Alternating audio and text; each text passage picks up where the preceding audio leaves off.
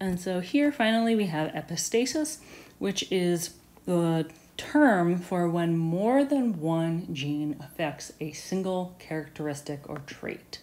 Now, we've been talking in the past about just a single gene determining every trait. We have one gene, supposedly one protein, and then one phenotype. But we know this not to be true.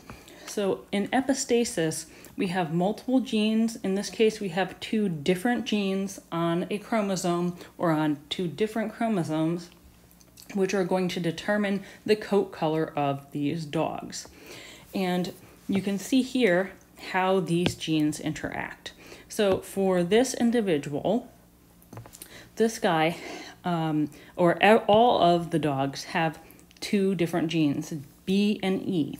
This guy has a dominant allele for the B and a dominant allele for the E. Doesn't matter what he has for the second alleles, because the dominant alleles are fully dominant in this case, and so he displays the dominant phenotype, which is that he produces a dark pigment in the fur and the coat color, and then the B gene, the dominant, is producing a lot of the pigment.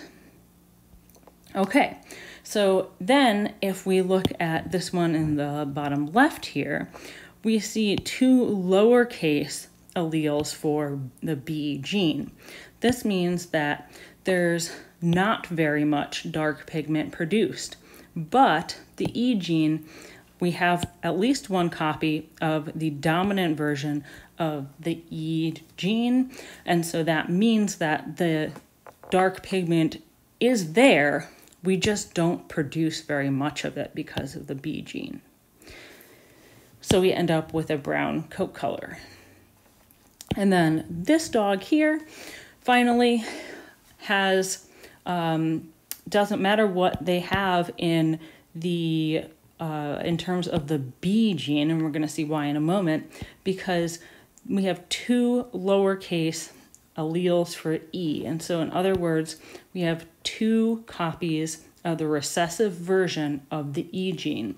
And if the E gene is the presence of the dark pigment in coat, and we have the recessive, then we don't have any of that dark pigment.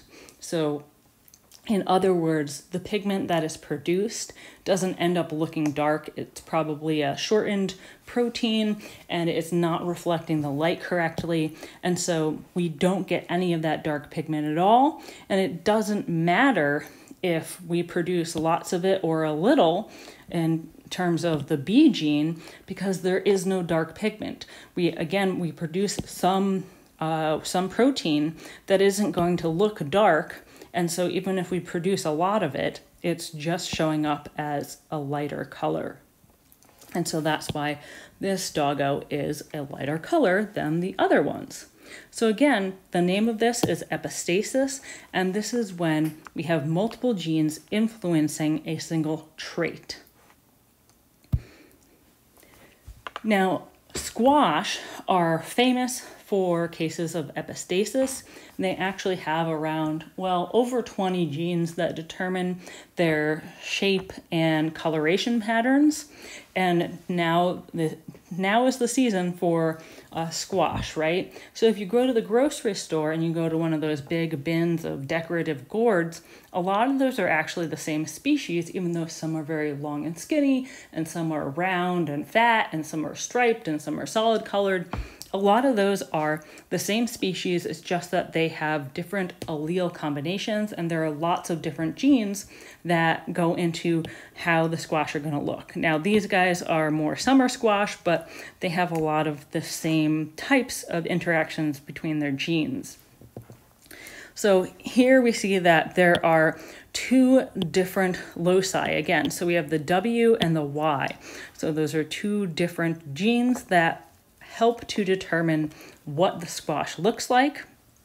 And if we have dominant, homozygous dominant for the W and homozygous dominant for the Y, then that individual is going to be white. If we have recessive for both genes, that individual is going to be green.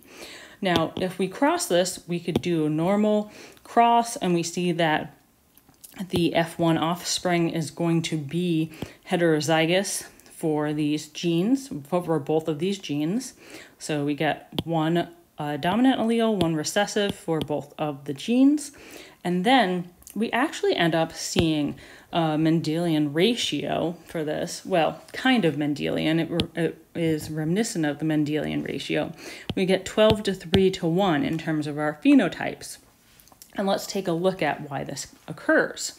So if we go along here and look at the different gametes that are produced by selfing the F1. So we take the dominant allele for W here, we put it here, and then we also put it here. Then we take the recessive allele for W and put it here, and then we put it here. And then we do the same thing with the Y gene. The dominant goes in the first one and the third one, and then the recessive goes in the second and the fourth one. So we've done that foil distribution. And then we have the exact same gametes here, again, because we are selfing the F1 generation. And when we combine these, we see that a lot of the individuals end up having at least one dominant allele for both genes. And so we see that here, we see that here, we see that here. All these ones that are colored in white means that they have a dominant allele for both genes, for both the W and the Y. Now, when we get down to the last four here, this is where it gets interesting. When we have no dominant version of the W gene, we have only recessive for W, but we still have dominant alleles for the Y. In all three of these, this means that these individuals are going to be yellow. And finally, this one individual at the very end has no dominant alleles for either gene, and they end up being green. And so for a lot of these cases, for at least fruit coloring, we can think of it as one gene masking another. And so in other words, there's all this white pigment being produced if you have the dominant alleles, and that is masking the other colors, is masking the yellow, for example. But if you have none of that white pigment that can mask, then you get to see either the yellow or the green showing through, as it says here.